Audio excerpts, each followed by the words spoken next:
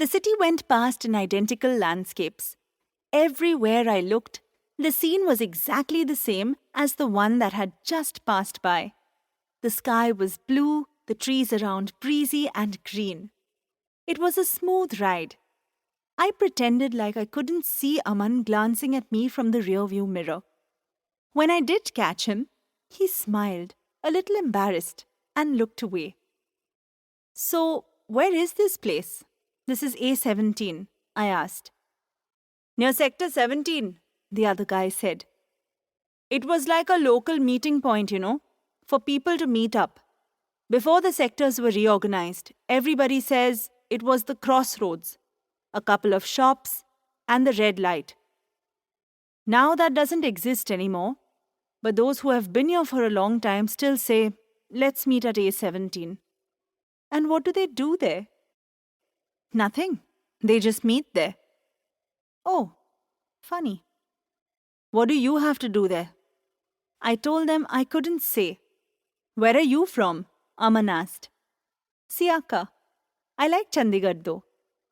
"You like it, eh?" Aman asked me, smiling cheekily. "Would you like to live here? Yahan rishta dhoonde? Settle down here?" I laughed but didn't reply, looking out again. Motorbikes zoomed past us. I was surprised to see they wore helmets. I didn't even own one.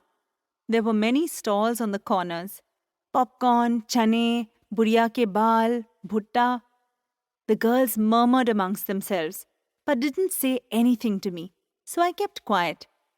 We went around a corner and Aman stopped the jeep, pointing to a narrow lane. "That's where it was," he said. "A17. It looked like an ordinary residential lane. There were houses on either side, electrical wires that ran overhead on poles, a stray dog here and there, and some kids playing stapu at the end of the street. I jumped off the vehicle and found them all staring at me.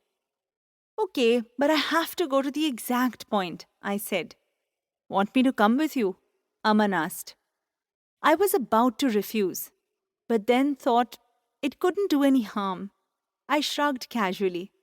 "If you want." Aman jumped down from the jeep. I tried to ignore him as he walked next to me. As we walked a little further, he pointed out where A17 used to be. There was a single-story, cream-colored house there. It looked like the houses in Siaka. Most of the gates to the houses in the lane were open, and clothes had been hung out to dry. Scooters were parked by the sides of the houses. A lone vegetable seller stood with his cart at the other end of the lane. Aman pointed out the crossing ahead, the one that used to be the meeting point. A small board outside a shop read, "Sharma Uncle Ki Dukaan." There was nothing else around. I went up to the shop and Aman followed me uncertainly. Inside, I looked around. Trails of Uncle Chips in at least 4 flavors were on display. On the counter, in a row, lay many boxes full of Rola Cola, Mango Bite, Orange Candies, Chaat Mola, Cadbury's Gems, Pan Pasand, Lacto King, Fatafat, and even Phantom cigarettes. On the side were adult snacks, packets of biscuits, including Mari and Nice. In a box on the floor were glass bottles of Gold Spot, Campa, Pepsi, and Coca-Cola with a sticker that announced, "Cold bottle available." We waited and looked around. A white tablecloth covered the counter, and a small clock hung on the wall in front, which was otherwise bare. I was about to walk further into the shop, which led to the entrance of the house, when a woman appeared. There was a dupatta around her head. She wore a pale blue suit and thick, rectangular glasses, and walked with a limp. I assumed she was Sharma auntie. I cleared my throat and suddenly didn't know what to say. "We have ration," she offered. "Rice, gehu, oil, masala." I wanted Poppins," I said, reminded of Niku, and swallowed.